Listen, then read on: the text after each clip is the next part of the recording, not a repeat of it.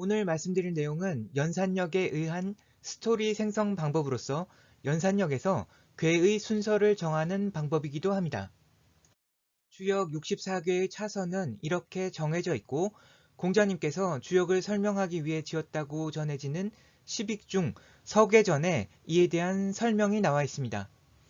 그렇다면 건궤가 아닌 간궤로 시작하는 연산력의 차선은 어떻게 정해야 할 것인가 라는 것이 지난 몇 년간 제가 고민해 왔던 숙제였습니다. 간꾀는 곧 생명을 의미합니다.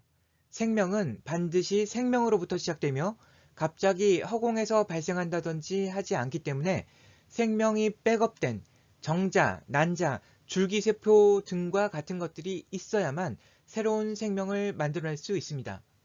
주역의 상경은 우주에 대한 이야기이고 하경은 사람에 대한 이야기인데 하경이 택산 함께로 시작한다는 것도 이와 무관하지 않으리라 생각됩니다.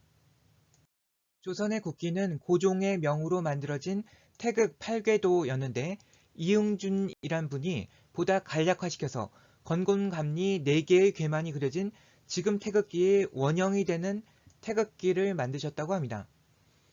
저는 여기에 간꾀의 백업 디자인이 숨어 있다고 생각하는데 8궤 전체가 없어도 건곤감리만 있으면 나머지를 다 만들어낼 수 있다는 것을 암시하기 때문입니다. 우리나라는 여러 가지 측면에서 간방을 대표하는 나라로 볼 수 있는데 건곤감리가 백업된 간꾀의 정체성을 국기에서부터 나타내고 있는 것입니다. 이러한 관점에서 연산력이 네스티드 구조를 이룰 것으로 생각해 볼 수 있는데 그 순서는 간꾀가 처음 나온 이후 백업하고 있는 나머지 7개의 궤들이 나올 수도 있을 것이고 건곤감리의 4개의 궤만을 백업할 수도 있을 것이고 그 외에도 이와 같은 다양한 구조들을 생각해 볼 수 있는데 이 디자인의 핵심은 점점점으로 찍은 부분에 다른 것들이 들어가서 간과 태로 감싸지는 네스티드 구조라는 것입니다. 이러한 구조는 다음과 같은 규칙들을 가지고 있는 생성 문법, 제너러티브 그래마로 다룰 수 있는 내용이고 수학적 모델로서 연산이 가능합니다. 원칙적으로 이 모델에서는 간꾀가 처음에 나온다는 것 빼고 사실 모든 궤의 순서가 가능하기 때문에 64에서 한 개를 뺀 63 팩토리얼의 모든 순서가 다 가능하다고 생각됩니다. 간꾀 다음에 건곤감리 같은 백업된 궤들이 등장하고 그 다음에는 진꾀가 나오는 것이 가장 자연스럽다고 생각하는데 간꾀와 진꾀는 서로 뒤집어서 보면 되는 종꾀로서 새로 생성할 필요가 없기 때문입니다. 이 규칙은 주역에서 궤의 순서를 구성하는 핵심적인 규칙 중 하나입니다. 저는 그 다음에 뇌산소가 궤가 이어지게 될 확률이 높을 것으로 생각하는데 그 이유는 뇌산소가가 절구와 절구 공이의 디자인, 즉 해머 앤 앤빌 디자인을 가지고 있기 때문입니다. 간꾀를 부수어서 그 안에 백업된 것들을 꺼내기에 이보다 더 적합한 디자인이 없을 것이고 간꾀와 진꾀가 이미 생성되어 있다면 합꾀인 간과 상꾀인 진의 재료가 이미 확보되어 있는 상황이기 때문에 그것들을 조립해서 뇌산소가를 만드는 것은 에너지 낭비를 최소화한 효율적인 방법이라고 생각됩니다. 그래서 등장한 것이 연산력 해인 모델입니다. 궤의 순서는 간꾀로 시작해서 건곤이 나오고 그 다음은 진꾀입니다. 여기서 건곤은 백업된 부분으로 정자와 난자 같은 것입니다. 건곤은 단지 건곤만을 의미하는 것이 아니라 건과 곤 사이의 스펙트럼으로서 건곤 대신에 건곤감리가 백업될 수도 있고 8개가 백업될 수도 있고 64개가 백업될 수도 있을 것인데 어떤 분화의 시점에서 백업을 했는가에 따라 달라지게 될 것입니다. 지금 이 경우에는 다른 것은 아무것도 없이 단지 건곤만 백업된 경우를 생각해 보도록 할 것인데 수정란에서 시작하는 경우로 볼 수 있습니다. 이통현 장자의 신화엄경론에서 간꾀를 문수보살, 진꾀를 보현보살로 보았는데 지금 이 연산형 모델에서 바로 그 구도가 그대로 나타나게 됩니다. 화엄경 입법개품에서 선제동자의 구도여행이 문수보살과의 만남으로 시작되어서 보현보살과의 만남으로 끝나는데 그 구조를 그대로 가져와서 간꾀의 그침을 깨어서 건곤을 작동시키는 용도로 사용하는 디자인인 것입니다. 그 다음에는 만약 진꾀의 충격파로 간꾀를 깨기 힘든 경우에 해머 앤 앤빌 디자인의 뇌산 소가를 사용할 수 있을 것입니다.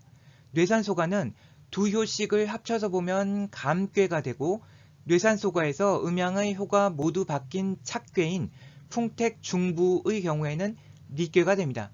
따라서 이 조건에서 감꾀와 리꾀는 백업되어 있지 않지만 생성될 수 있는 것입니다.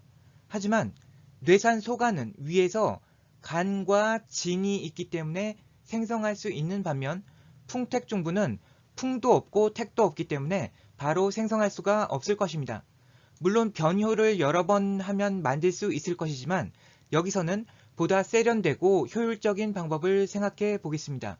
그것은 뇌산 소가 다음에 천산돈꾀가 나오는 것입니다. 천산돈꾀는 간꾀와 백업된 건꾀를 조립하여 만들어낼 수 있습니다.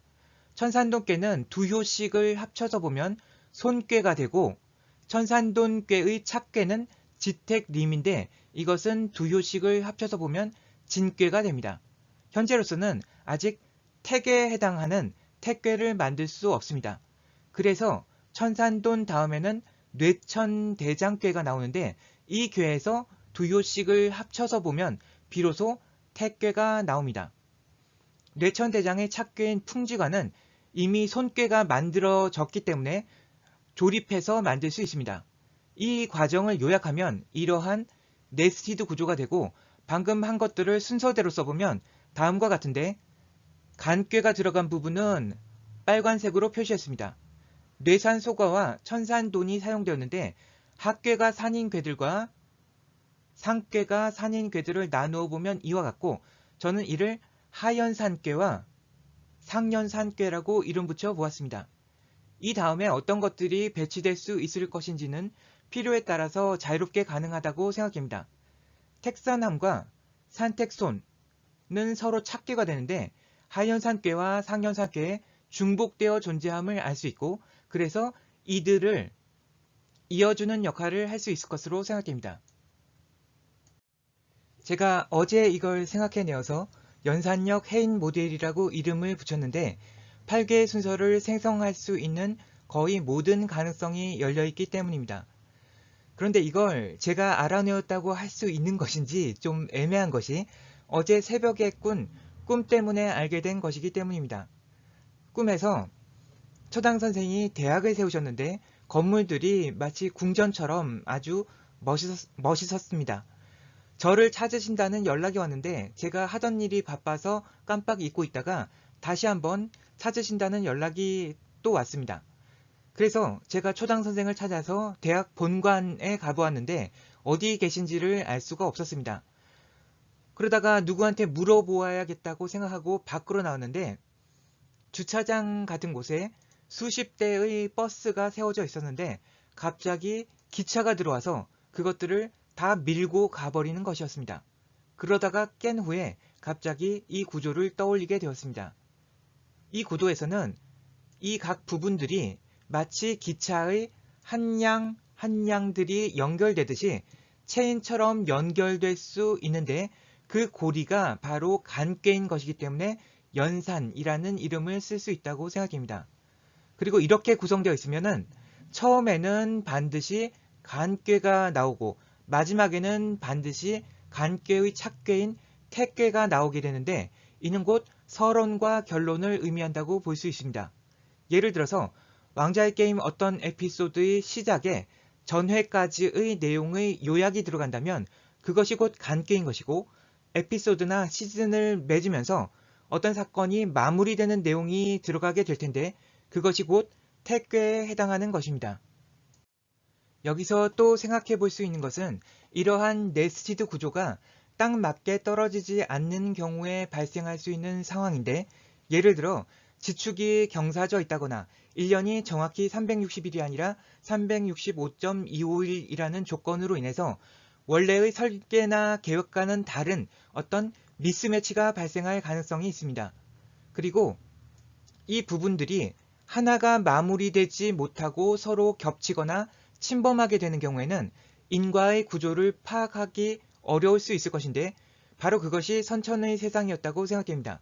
아마도 후천의 세상에서는 세상이 보다 단순하고 명확해지던지 아니면 인간이 그것을 파악할 수 있는 지식과 지혜가 늘어나서 인과의 구조를 보다 잘 알게 됨으로써 나쁜 행동을 멀리하고 착한 행동을 더 많이 할 수 있게 되지 않을까 추측됩니다. 열차의 한 양 한 양에 해당하는 이 구조는 그 안에 어떤 내용을 담고 있는데 수학적으로는 함수라고 볼 수 있을 것이며 산은 입력을 담당하고 태는 출력을 담당하는 구조입니다. 각종 프로그래밍 언어에서 존재하는 고투문의 경우에 프로그램의 구조를 복잡하게 만들기 때문에 있어도 쓰지 않는 경우가 많습니다. 선천의 세상에서 고투문이 남발하여 인과의 구조를 이해하기 어렵게 했다면 후천 세상에서는 사람들이 이 구도에 맞추어서 함수의 중간에서 고투문 같은 것으로 탈출하지 않고 자연스럽게 끝까지 간 다음에 결과값을 돌려받는 식으로 행동함으로써 인과의 구조를 명확히 할 수 있을 것으로 생각됩니다. 왕좌의 게임 시즌 1 에피소드 1의 내용을 원래 소설에서의 시점으로 본다면 브렌의 시점이 이루는 네스티드 구조에 캐틀린이 이루는 네스티드 구조가 있고 나머지 사람들의 시점이 군데군데 끼워 들어가 있습니다. 이러한 구도를 연산력으로도 생성해낼 수 있을 것이고 어떤 구도를 만들면 더 이해하기 쉬울 것인지를 연산력으로 예측할 수도 있을 것입니다. 시즌 1 에피소드 1까지의 내용은 브렌의 시점을 간괴와 택괴, 시작과 끝으로 삼은 구도로서 어쩌면 결국 나중에 브렌이 이 게임의 승자로서 왕이 되는 결말까지를 어느 정도 암시하고 있다고도 볼 수 있을 것 같습니다. 연산력 해인 모델로 이론적으로 거의 모든 괴의 순서를 만들어낼 수 있을 것이기 때문에 자연계에 존재할 수 있는 현상들을 이로써 기호화하여 표현할 수 있을 것으로 생각됩니다. 열차 한 양 한 양의 내부에서는 필요에 따라서 착종관계, 효변관계 등 다양한 주역의 원칙들이 모두 적용될 수 있을 것이기 때문에 이 모델은 거의 모든 자유도를 제공하고 있다고 볼 수 있습니다. 또한 이 모델은 수학적으로 계산될 수 있고 현실의 확률적인 데이터를 반영할 수 있을 것이기 때문에 인공지능을 구현하는 데에도 유용하게 사용될 수 있지 않을까 생각됩니다. 초당 선생께서 저를 여러 번 찾으셨다는 게 아주 약간 불안하긴 하지만 제가 해야 할 일들이 여기서 그치지는 않을 것이라 믿기 때문에 앞으로 더 많은 것들을 알려주시기 위해 찾으신다는 긍정적인 의미로 해석하려 합니다. 들어주셔서 감사합니다.